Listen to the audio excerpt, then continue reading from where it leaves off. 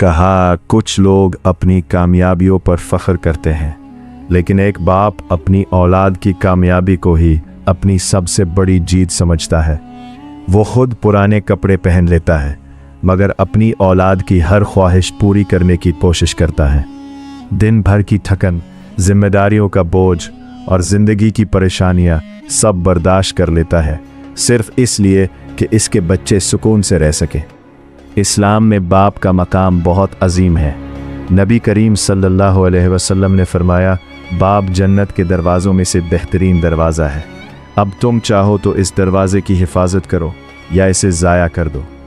ایک اور حدیث میں رسول اللہ صلی اللہ علیہ وسلم نے فرمایا، اللہ کی رضا باپ کی رضا میں ہے اور اللہ کی ناراضی باپ کی ناراضی میں ہے۔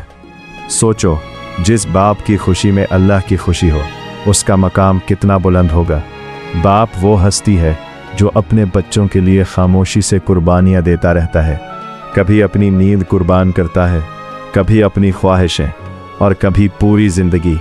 ہم اکثر باپ کی سختی کو سمجھ نہیں پاتے، حالانکہ اس سخت لہجے کے پیچھے صرف فکر ہوتی ہے اور خاموشی کے پیچھے ڈھیروں دعائیں۔